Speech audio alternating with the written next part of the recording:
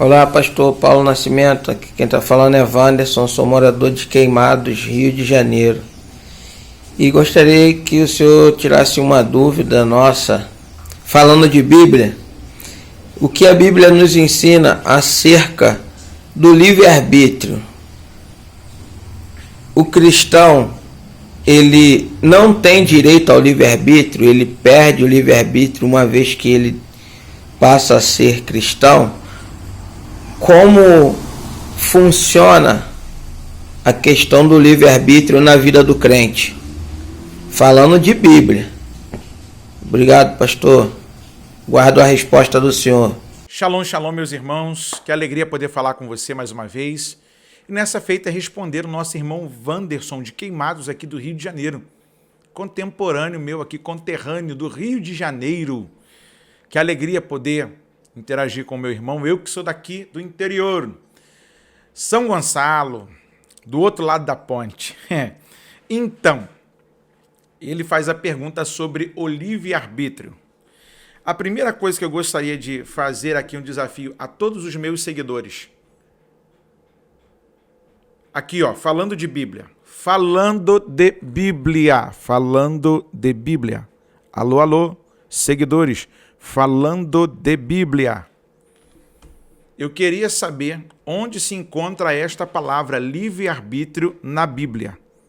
Eu tive a oportunidade de ler a Bíblia por 28 vezes, toda, de Gênesis a Apocalipse. Esse ano eu consegui lê-la 2 vezes, toda.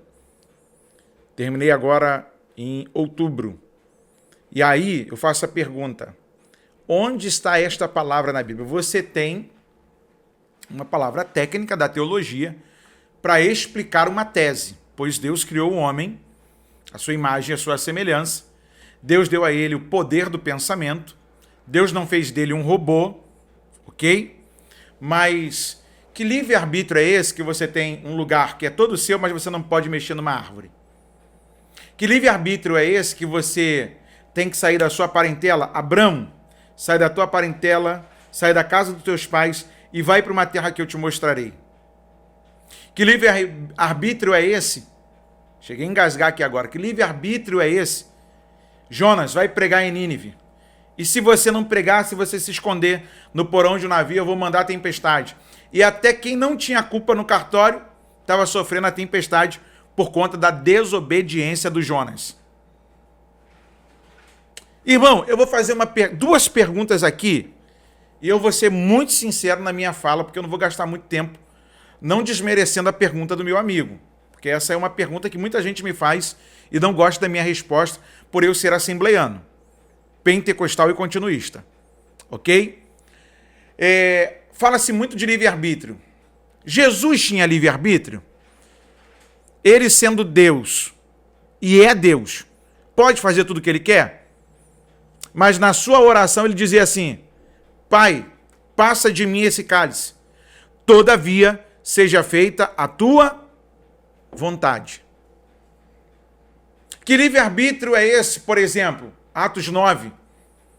Saulo cai no caminho de Damasco, Ananias vai lá na rua chamada direita e fala para o Saulo que ele agora vai saber o quanto ele deve padecer por causa do meu nome.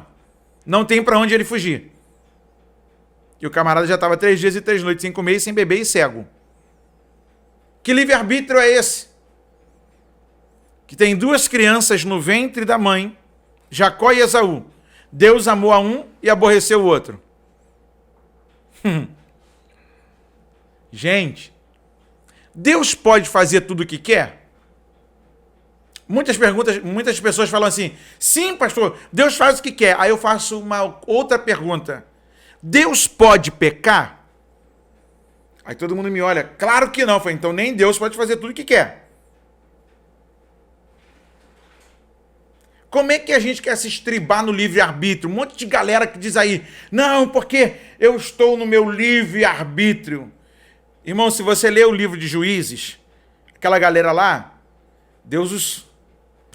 ali eu acredito que Deus os entregou ao livre-arbítrio. Eles só fizeram besteira, buscavam o Senhor, quando ficava coisa boa, eles viravam as costas para Deus. Aí quando viravam as costas para Deus, fazia tudo o que eles queriam, dava errado, eles voltavam a buscar o Senhor. Se nem Jesus faz tudo o que quer e não pode pecar, e nem Deus faz tudo o que quer e não pode pecar, o próprio Jesus aqui na terra disse: passa de mim esse cálice, todavia seja feita a sua vontade, porque a sua comida e a sua bebida era fazer a vontade do Pai. Eu não sei como é que as pessoas conseguem dizer: eu tenho livre-arbítrio. Na fé, quem vive pela fé, ou vive escravo do pecado, ou vive um escravo da graça de Deus. Gálatas, falando de Bíblia, Gálatas, capítulo de número 2, verso de número 20. Já estou crucificado com Cristo, e vivo não mais eu, mas Cristo vive em mim. E a vida que agora vivo na carne, vivo-a na fé do Filho de Deus, o qual me amou e se entregou a si mesmo por mim. Não aniquilo a graça de Deus, porque se a justiça provém da lei, segue-se que Cristo morreu debalde. Mas o verso 20 diz: já estou crucificado com Cristo, e vivo não mais eu, mas Cristo vive em mim. Se eu estou crucificado com Cristo, se eu sou um servo de Cristo, não é mais a minha vontade. Não são os meus devaneios. Não é aquilo que eu penso, eu quero, eu faço, eu posso. É as três palavrinhas que os livre-arbítrios gostam. Eu quero, eu faço, eu determino. Gente, quem anda com Deus e quem vive para Deus, anula a sua vontade para viver a vontade de Deus. Anula os seus desejos para viver os propósitos de Deus. Anula a sua vida para viver a vida que Deus proporcionou para ele. Como eu não encontrei a palavra livre-arbítrio na Bíblia, você encontra tese de tese de tese, muita gente tem muita tese, e até a galera lá, os homoafetivos agora, né, os LGBTs, tem a sua tese para buscar um amparo esdrúxulo na Bíblia, falando que a alma de Jonatas se amou a alma de Davi, e eles falam que aquilo ali era um amor homoafetivo, torcendo a Bíblia, e a Bíblia não está querendo dizer isso, de amor eros ali entre dois homens. E são teses. Eu quero ver aqui, ó, biblicamente falando. Faço um desafio hoje. Leia a Bíblia toda e fale para mim, onde você encontrou a palavra livre-arbítrio? Como diz o pastor Hernandes Dias Lopes, reverendo da Igreja Batista Presbiteriana, o que não tem na Bíblia eu não dou voz. E hoje, como estudante da Bíblia, eu vou esquecer a minha placa denominacional de assembleiano, vou ser bíblico. O que não está na Bíblia, eu me recuso a responder. Deus abençoe sua vida. Meu irmão Wanderson de Queimados, muito obrigado pelo carinho. Desculpa a minha energia para falar assim, dessa forma, mas para quem anda com Cristo, não tem livre-arbítrio. A vontade de Deus é boa, perfeita e agradável. A vontade de Deus não é um peso, a vontade de Deus não é algo que não dá para viver. Pelo contrário, Paulo disse aos Romanos no capítulo 12, a vontade de Deus é boa, perfeita e agradável. Deus abençoe sua vida. Você pode fazer como o nosso irmão Wanderson.